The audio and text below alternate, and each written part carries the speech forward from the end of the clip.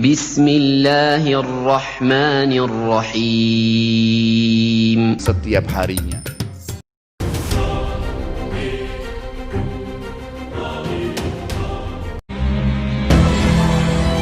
I want to understand why did they fight rockets against us? What for? There was not any siege against Gaza. Biliyorum ki sesinin bu kadar çok yüksek çıkması. The reason why your voice is so loud is because you must be feeling guilty. When it comes to killing, you Israelis know Allah. We know that he is the most popular Muslim leader in the world right now. Why? Because he got up and walked out of a meeting with a baby killer, Shimon Peres.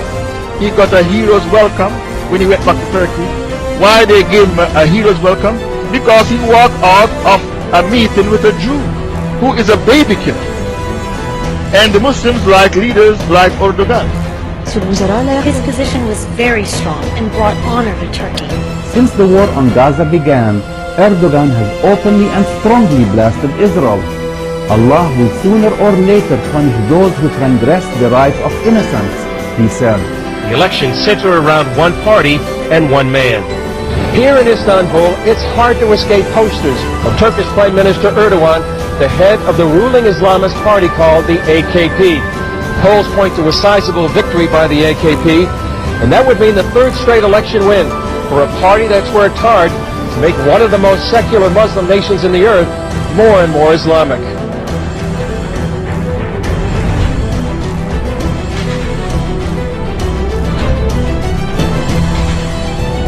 İkisi bir arada olduğu zaman adeta ters mıknatıslanma yapar. Mümkün değil ikisinin bir arada olması.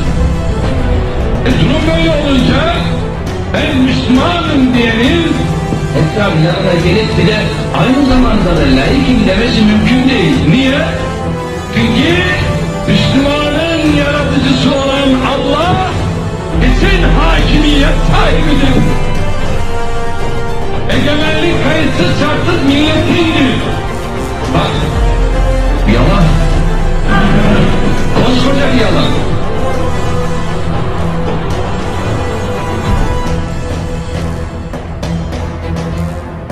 Can't you see when the Muslims are given a choice to vote, they vote for Sharia?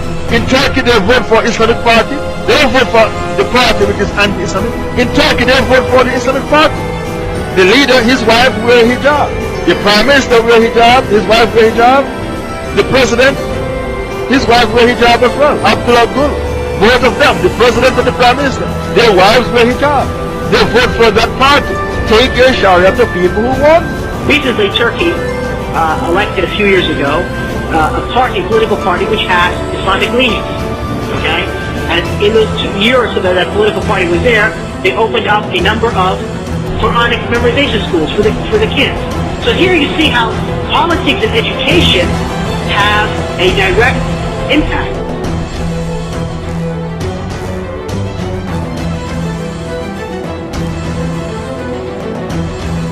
The Prime Minister of Turkey has embraced Hamas, and Turkey has threatened military force against both Israel and Cyprus. Well, obviously, when you have a country that is being ruled by what many would perceive to be Islamic terrorists, that the United States is serious and that we're going to have to be dealt with.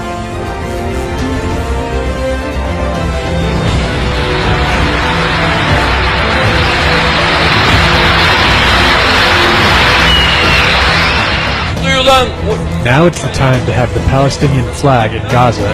ومن هنا أطلب كل قيادات العالم الإسلامي. Tüm halklara sesleniyorum. وخاطب كل الشعوب. كل من لم يقف بجانب فلسطين سينتهي وينتحر. كل الشعوب الإسلامية تطالب قادتها أن تكون مثل السيد رجب طيب أردوغان.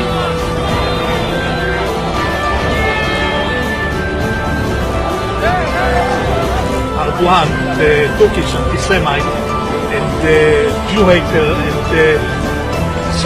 the terrorist. No English, I don't speak English, but I very love Israel and Dunia. I love Dunia. Let's keep bullshit. Message for the Turkish people. Go to hell!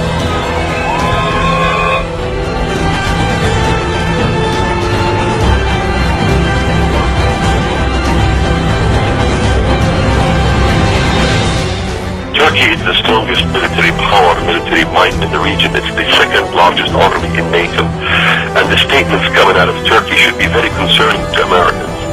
Erdogan is saying 1.5 billion Muslims are waiting for the Turkish government to rise. This is pretty scary because Turkey rules only 70 million Turks. Why are they talking about 1.5 billion Muslims?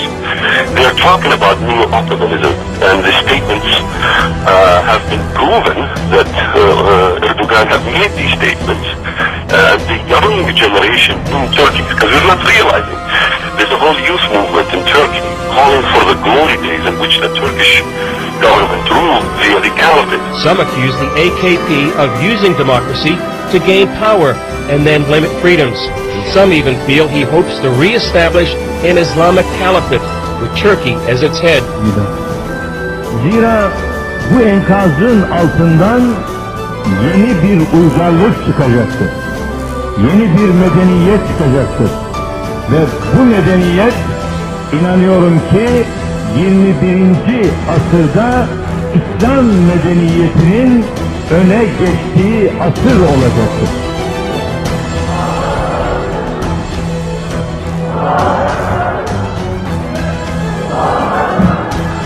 Görünen odur ki kimse bu medeniyet dalgasının önüne geçemeyecektir. Ve Müslümanlar bıraktığı yerden tekrar bu emaneti teslim alacaklardır. Bize göre demokrasi hiçbir zaman amaç olamaz. Demokrasi ancak ilmi noktada ele aldığımız zaman bir araç olduğunu.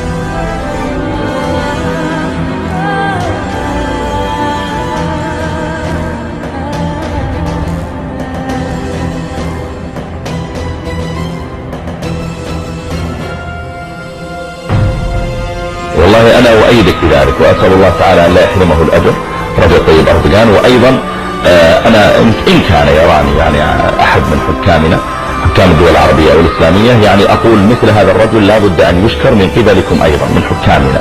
تبعث إليه برقيات التعازي في من استشهدوا من قومه، تبعث إليه برقيات الشكر على شجاعته، يتصل به بالهاتف، يرسل إليه مثلا ما يشجعه بحيث أن الرجل يشعر أنه لله الحمد أنا أقوم بشيء غيري يشجعني عليه وربما لم يستطع غيري أن يقوم به لكنه يؤيدني عليه ويشجعني عليه.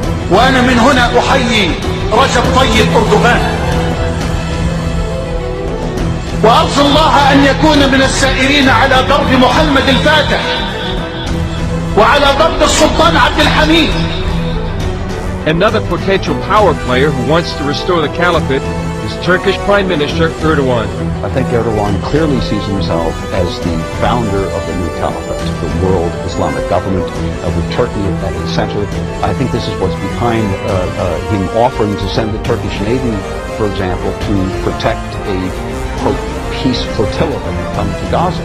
I'm sure that in his heart is dreaming about the re-establishment of the caliphate. He behaves like it. I mean, he can easily push this area into a great war.